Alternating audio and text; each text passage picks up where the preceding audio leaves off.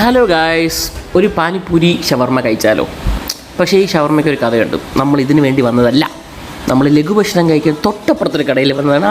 അവിടുത്തെ ഭക്ഷണം മൂഞ്ചിയത് കൊണ്ട് ഇവിടെ കയറി അതിൻ്റെ മൂഞ്ചൽ മാറ്റാൻ വേണ്ടി കഴിക്കാൻ വിചാരിച്ചു. പാനിപ്പൂരി ഷവർമ്മയാണ് ഞങ്ങൾ ഓർഡർ ചെയ്തത്. ഞങ്ങൾ 3 പേരാണ്. 3 പേരും കൂടെ ഞങ്ങൾ ഓർഡർ ചെയ്ത സാധനമായിരുന്നു ഒരു പാനിപ്പൂരി ഷവർമ്മ. ജസ്റ്റ് ടേസ്റ്റ് ചെയ്യാമെന്ന രീതിയിൽ മാത്രം. അവർ നല്ല സൂപ്പറായിട്ട് പ്രിപ്പയർ ചെയ്ത് തന്നായിരുന്നു. നല്ല ഉള്ളിയും മറ്റേ ഓമപ്പൊടി പൊളിച്ചാലില്ലേ, അതൊക്കെ ഇട്ട് പൊളിയായിട്ട് തന്നായിരുന്നു. എന്നിട്ട് അവർ സ്റ്റീം ചെയ്ത് കുറച്ച് ഇതാണ് തന്നത്. പക്ഷേ സാധനം നമ്മൾ കഴിച്ചു, പൊളിയായിരുന്നു. എല്ലാവരും വന്ന് കഴിക്കുക. നമ്മളിതെല്ലാം കഴിച്ച് തീർന്ന് പാനിപ്പൂരി വാങ്ങിയതിന് ശേഷമാണ് നമ്മൾ വേറൊരു കാര്യം കണ്ടത്.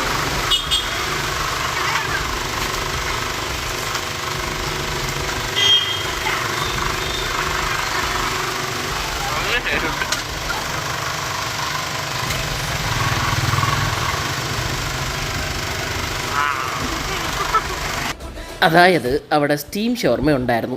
ഞാനത് വളരെ ലേറ്റായിട്ടാണ് അറിഞ്ഞത്. മഴയെ തൂരിങ്ങി നിൽക്കാൻ വേണ്ടി വീണ്ടും നമ്മൾ കഴിച്ചതിന് ശേഷം അവിടെ നിന്നപ്പോൾ സ്റ്റീം ഷവർമ്മ അവിടെ ഉണ്ടായിരുന്നു. മര്യാദയ്ക്ക് അത് 5 കഴിച്ചാൽ മതിയായിരുന്നു. കുറച്ചും കൂടെ ലാഭവും ക്വാണ്ടിറ്റിയും നമ്മൾ 3 പേർക്ക് സൂപ്പർ ആയേനെ.